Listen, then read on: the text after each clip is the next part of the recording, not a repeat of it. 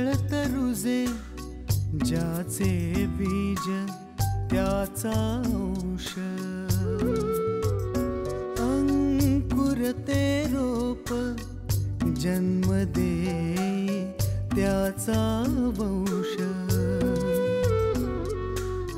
फिरविली पाठ जरी नाही दिली माया तरी उभे ताठ रोप लागते वाढाया दिसेनासे होते स्वार्थ करीतसे अंध विसरते नाते दोन जीवांचा संबंध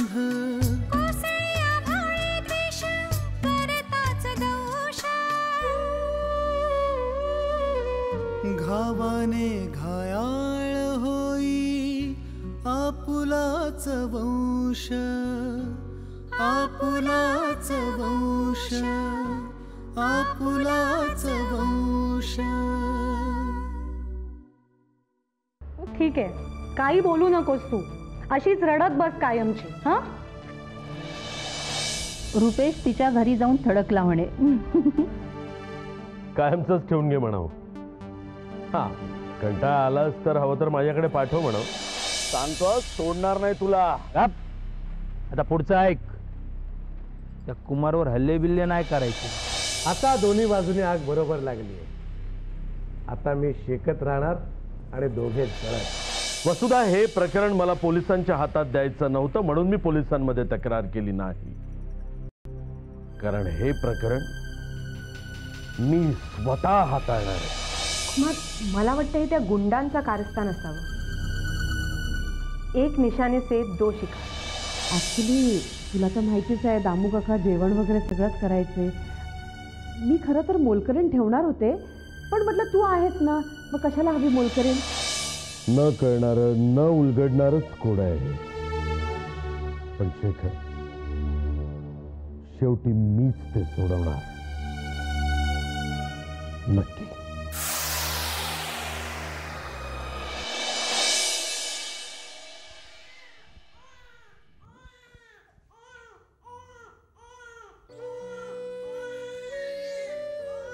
रडतोय विजय, भूक लागली असणार त्याला.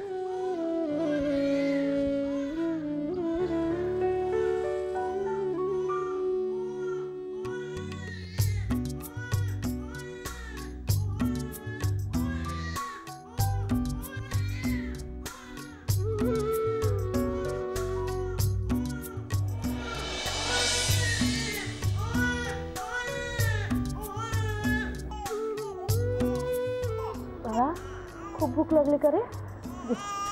त्या खूप भूक लागली. माहिती भूक लागली ना, काय करू रे? सगळ्यांसाठी स्वयंपाक करत होते ना, जेवायचं ना सगळ्यांना. हो, भूक लागली माझ्या बेटाला. पी लवकर, लवकर पी आणि लवकर झोप रे. जेवण ठेवलं मी गॅसवर.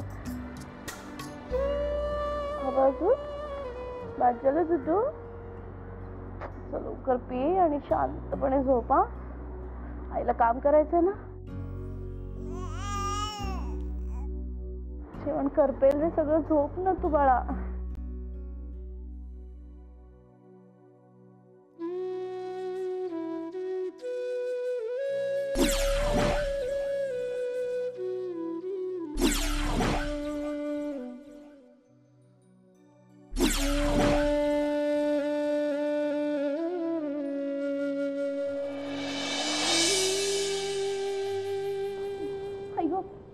करपलं सगळं.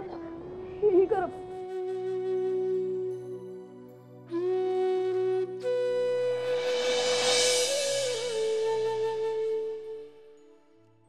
अगं काय ग? बघा ना, करपलं सगळं जेवण. बाप रे. अगं का? अगं इतकं करतेपर्यंत तुझं लक्ष कुठं होतं? विजयाला भूक लागली होती, तो रडत होता म्हणून दूध घेऊन गेले त्याला आणि येऊन बघते तर सगळं करपले. काय करू मी आता? शैला ताई. शैला वाटच बघते कधी तू चूक करते आणि तिच्या तावडीत सापडते याची. तरी मी शैलाला सांगत होते की हिला विजयला सांभाळायला ठेवले तेव्हा फक्त विजयला सांभाळू दे, बाकीची कामं नको सांगू. कोण ऐकते माझं? आता हे सगळं जळलेलं आहे ना, करपलेलं आहे ना, हे सगळं घे काढतात आणि शैलाला खायला दे. काहीतरी काय बोलताय तुम्ही? सांगा ना, काय करू मी? आता काय करणार दुसरं? हे सगळं फेकून द्यायचं आणि पुन्हा स्वयंपाकाला लागायचं. चल. पण या भाज्या कुठून आणू? अगं फ्रीजमधल्या भाज्या घे, त्यात काय एवढं चल. नाही चालणार हो. म्हणजे रुपेशच्या आवडीच्या भाज्या सगळ्या शैलाताईंनी आणल्या होत्या, याच कराव्या लागतील. काय करू मी? काहीतरी मार्ग काढा ना. आता काय मग मजा आली होती तुम्ही? हो म्हणजे आता खाण्यासाठी तर जन्म आपुला. तू बोलव आणि मी येणार नाही असं होईल ना कधी? बोलव तर खरं मला. ओके हां आईल का. मित्राचा फोन होता, म्हणजे मेजवानीसाठी इन्व्हाइट करत होता. तुला तर माहिती आहे की मी खवय्या आहे. रुचकर खावं, पोटभर खावं. आज खाण्यासाठी काय केलंयस तू? खादाड कुठला? तुझी सवय बदललेली नाही. अरे मी सांगतो, माणसांनी सवयी बदलण्याचा प्रयत्न का करावा? तो आपलं नाव बदलतो, तो सवयी का बदलाव्या? सांग, गिळायला काय केलंस ते? मस्तपैकी गरमागरम वरण भात आणि छानपैकी रुचकर कारल्याची भाजी. वरण भात, कारल्याची भाजी. बाजूला कुठे हॉटेल आहे का ग? का रे? म्हणजे जर वरण भात आणि कारल्याची भाजी आहे असं माहिती असतं तुम्ही उपवास ठेवला असता, तेवढंच पुण्य पदरात पडलं असतं. नको नको महाराज, उपवास ठेवायची काही एक गरज नाही. छानपैकी कोथिंबीर वड्या, मसाले भात, वांग्याचं भरीत तयार आहे. म्हणजे वांग्याचं भरीत? पण तुला तर वांग्याचं भरीत येत नाही बनवता. कोणी बनवलं? हां, आशाने. आशा? तोंडाला पाणी सुटले. तुझं नाव गोवलं गेलं यात. तू म्हणे हल्ला केलास, त्याच्यावर धमकी दिलीस. नुसती धमकी नाही, मग दागिने पण लुटले म्हणे. अण्णा, या प्रकरणात जो कोणी गोवण्याचा मला प्रयत्न करतोय त्यानं परफेक्ट प्लॅन केलेला आहे. चारी बाजूनं चीट करणार. मला तर काहीच कळेना असं झालं. अरे सोपं आहे हे सगळं. विश्वासरावाचं कारस्थान आहे आणि हे सांगायला कुठल्याही ज्योतिषाची गरज नाही. मी समजलो नाही. सांगतो ना. बघ, म्हणजे तुझ्यावर हल्ला झाला, त्यात त्याचं नाव गोवलं गेलं, तेव्हा त्याची परतफेड करायला नको का? म्हणून त्याच्यावर जो हल्ला झाला त्यात त्यानं तुझं नाव गोवलं. म्हणजे स्वतःवर उलटलेला डाव पद्धतशीरपणे त्याने दुसरीकडे वळवला आणि लोकांचं लक्ष आपल्यावरून जाऊन ते तुझ्याकडे यावं अशी काहीतरी किमया केली. पण अण्णा, दादा असं करू शकेल? तुझ्या दादाला काय अशक्य आहे? सांग ना, काय अशक्य आहे? काही अशक्य नाही. अरे त्याच्यावर हल्ला झाला असं जर तो सांगतोय ना, तो सुद्धा हल्ला कदाचित झालेलाही नसेल. मग पेपरमध्ये आलेली बातमी काय? खोटा हल्ला झाला अशी जो आरडाओरड करू शकतो तो काय खोटी बातमी छापून आणू शकत नाही. वा सरपोतदार वा. स्वतःच्या मनातले विचार दुसऱ्याच्या मनात अगदी बरोबर भरवता तुम्ही. मी समजलो नाही. मी समजून सांगतो ना तुम्हाला. सरपोतदार साहेब, आजपर्यंत मी तुम्हाला खूप मानत होतो. तुम्ही शत्रू आहात माझे, पण तरी सुद्धा मी आदर करत होतो तुमचा. माझ्या मनात तुमचं कौतुक होतं. पण आज कळलं की माझा समज चुकीचा होता. म्हणजे तुम्ही या असल्या पांढऱ्या कपड्यात वावरणारे पण काळ्या विचारांचे आहात. दादा, मला बोलू दे कुमार. सरपोतदार साहेब, गीता वाचता नाही का तुम्ही? म्हणजे तुम्हाला नक्कीच चांगलं माहिती असेल की श्रीकृष्णानं अर्जुनाला दुर्योधनाच्या विरुद्ध उभं केलं, पण त्याची बाजू सत्याची होती. तुम्ही कुमारला माझ्या विरुद्ध लढायला उभं करताय, पण असत्याच्या आधारावर. चुकताय तुम्ही सरपोतदार. काय चुकतोय मी? सांगू? माझ्यावर झालेला हल्ला मी स्वतः घडवून आणला आणि तो आळ मी या कुमारवर घेतला, कारण ह्यांनी माझ्यावर आळ घेतला होता म्हणून. यामुळे लोकांचं लक्ष डायव्हर्ट होईल. आणि कोणी सांगा हो, माझ्यावर हल्ला झालाच नाही, म्हणजे हे जे काही झालं तो मी रचलेला स्टंट होता. खोटं आहे ते? खरं आहे का ते? सरपोतदार साहेब, तुम्ही एका सरळ मार्गी माणसाच्या मनामध्ये विष कालवून त्याला भडकवताय, त्याला व्हायोलेंट करताय. तुम्ही काय करताय आता? स्वतःची वकिली करताना तुम्ही कुमारला माझ्या विरुद्ध भडकवताच आहात ना?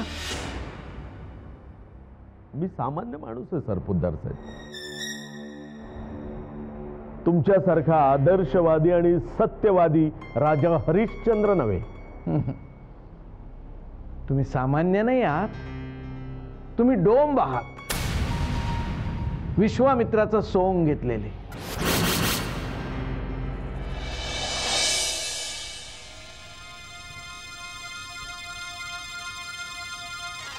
वा, छान, मस्त. आपल्या प्रयत्नांना चहूबाजूने यश येत आहे. रणकंदन माजलंय. दोन भावांनी जणू सगळ्यांना सोबत घेऊनच युद्ध पुकारलंय. आता महाभारत अटळ आहे. दीपक, सर्व तुझ्या मनासारखं घडतंय बेटा. खुश हो, खुश हो. बऱ्याच दिवसापासून तुझ्या मनात खडखडणारा ज्वालामुखी मुसंडी मारून बाहेर येतोय. ये आणि मला सुखावून जा.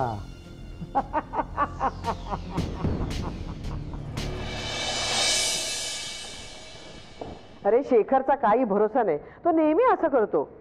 तू जेवून घे, मी त्याला सांगेन मीच तुला घाई केली, बस फक्त झालं. नाही, मी थांबतो ग, येऊ दे त्याला. आलाच बघ. अगं माझ्यासाठी का थांबला? जेवून घ्यायचं होतं ना. किती उशीर? तुला सांगितलं ना लवकर ये म्हणून. मी दादाकडे गेलो होतो. दादा आणि वसुधा वहिनीला गुंडांनी लुटलं म्हणे, धमक्या देत आहेत. काय? हो, आणि दादाचं असं म्हणणं आहे की त्या धमक्या कुमारच्या सांगण्यावरनं दिल्या गेल्या. छे, कुमार इतक्या खालच्या पातळीवर उतरूच शकत नाही. मलाही नाही वाटत तसं, पण आणि कुमारचंही तसं म्हणणं आहे की त्याला जी मारहाण झाली ती दादाच्या सांगण्यावरनं झाली आहे. मला नाही पटत. पटत तर मलाही नाही, पण हे मान्य आहे की दोघांमध्ये मतभेद असतील, पण मी कुमारला जाऊन भेटतो, त्याला मी परत आणतो. जे विश्वास दादाला जमलं नाही ते तू करून दाखवणार आहे. शेखर, रुपेश वो बोला है जो शीशे से पत्थर को तोड़े. I'll do it. अगं अशा जरा जेवायला वाढ. आले. आता काय करायचं? आता काय, आलेल्या परिस्थितीला तोंड द्यायचं बस. पण म्हणजे काय करायचं? तू काही काळजी करू नकोस. हे बघ, मी न करपलेलं सगळं टाकून दिलं आणि वरवरचं अन्न काढून घेतलं. आता जाऊन बाहेर जा. पण करपलेलं आहे ना, चव लागेलच. तू काळजी करू नकोस. किती काळजी करते, जा सांगितलं ना. भीती वाटते हो मला. शैलाताई पुन्हा म्हणायच्या, मनाविरुद्ध काही करायला सांगितलं की आई अशीच करते म्हणून. हे बघ, काही बोलणार नाही की. परमेश्वराचं नाव घे आणि जाऊन वाढ. जा. तेव्हा वाचव रे मला.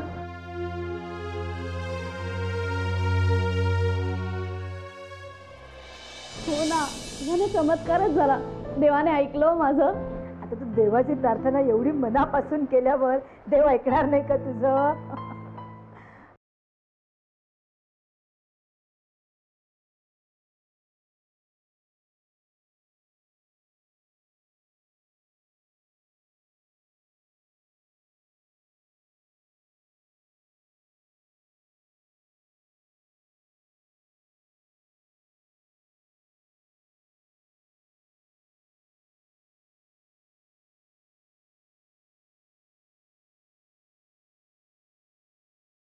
आपुलाच वंश. कर सुरुवात. अरे सगळा तुझ्या आवडीचा मेनू आहे. लाजायचं नाही हा, नाहीतर या लाजत नाहीत म्हणा. मग करू ना सर्व. आता मुहूर्त बघणार आहेस का?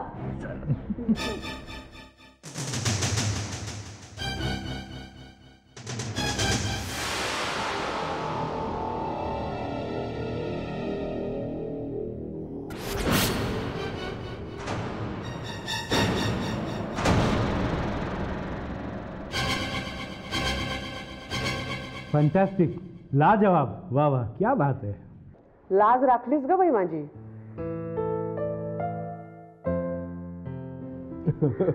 खरंच, म्हणजे मला माझ्या आजीची आठवण आली.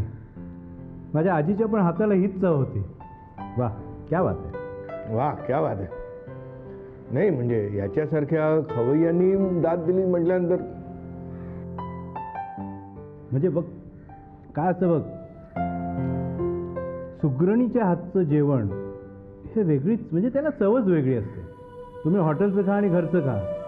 हॉटेलचं खातो तेव्हा असं वाटतं की सुग्रीवाचं जेवण जेवतोय. बस बस, आता तिला हरभऱ्याच्या झाडावर चढवू नका. जे कौतुकास पात्र आहेत त्यांचं कौतुक केलंच पाहिजे. वा फार छान जेवण केलं तुम्ही. प्लीज हे घ्या, हे बक्षीस म्हणून घ्या. नको. आम्ही मनापासून येतो, घ्या प्लीज घ्या. घ्या ना प्लीज.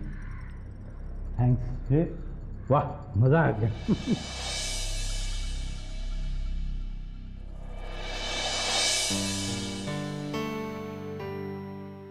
आई काय ग, इतकी खुश दिसते. स्वयंपाक सगळ्यांना आवडलेला दिसतोय. हो ना, याने चमत्कारच झाला. देवाने ऐकलं माझं. आता तू देवाची प्रार्थना एवढी मनापासून केल्यावर देव ऐकणार नाही का तुझं? खूप कौतुक केलं सगळ्यांनी. हो, सगळ्यांनीच खूप कौतुक केलं. आणि त्या रुपेशने तर बक्षीसही दिलंय मला. तू कशाला घेतली? काय करणार, शैलाताई म्हणाल्यावर घ्यावंच लागलं मला. एक नंबरचा लबाड माणूस होतो आणि नाटकी आहे. तुझा स्वयंपाक आवडला नसेल ना तरी तुला बरं वाटावं म्हणून आवडला म्हणाला असेल. पण शैलाताई आणि अमरना सुद्धा आवडला. तुला कसं कळलं? त्यांच्या चेहऱ्यावरूनच वाटत होतं तसं. आणि शैलाताईंना आवडलं नसतं तर त्या म्हणाल्या असत्या ना काहीतरी. मला खरंच आश्चर्य वाटतंय, त्यांना करपल्याचा वास कसा आला? कसा येईल? हे सगळं जेवण मी हॉटेलमधून मागवलं होतं. का? हो. अगं सगळ्यांच्या समोर तुझी फजिती होऊ देईन का मी? तुम्ही कधी मागवलं? तू विजयला बघायला गेली होतीस ना, तेवढ्या वेळात मी ड्रायव्हरला पैसे दिले आणि म्हटलं पटकन घेऊन ये सगळं हॉटेलमधून. आई,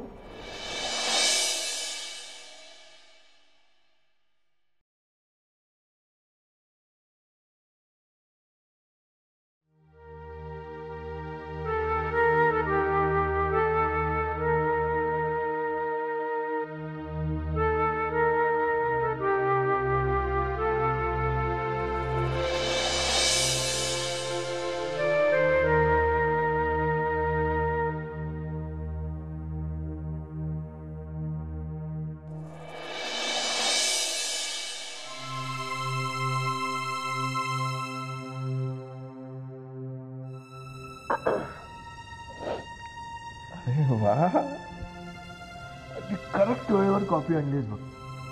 खरंच खूप खूप इच्छा होत होती. पण आज अचानक तू कॉफी का? मी कधी आणत नाही. नाही आणतेस, आय मीन एकदम अचानक तू कॉफी घेऊन अशी. कॉफी पी मग सांगते. वाटलंच मला. तू कॉफी आणली आहेस याचा अर्थ काहीतरी डिमांड असणारच. मी आधीच सांगून ठेवतो, मला बाहेर जायचा अजिबात मूड नाही आणि शॉपिंगला तर मी अजिबात येणार नाही. सॉरी. ऐकून तर घेशील की स्वतःचेच अंदाज बांधशील? बोल. आशा आशा छान स्वयंपाक करते नाही? हो. दामू काका सुट्टीवर गेलेत ना?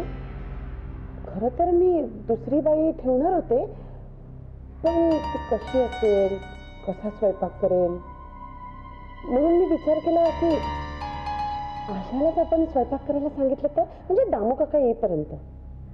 असं? पण विजय हल्ली आशाशिवाय राहतो? आता त्याला सांभाळून ती दुसरी कामं नाही का करू शकत? नाही, करू शकते. जर का ती घरातली कामं करायला लागली आणि विजयलाही सांभाळायला लागली तर ती विजयवर नीट लक्ष देऊ शकणार नाही. आणि मी तिला विजयला सांभाळण्यासाठी तिथे राहायची परवानगी दिली. विजयकडे दुर्लक्ष झालेलं मला अजिबात चालणार नाही.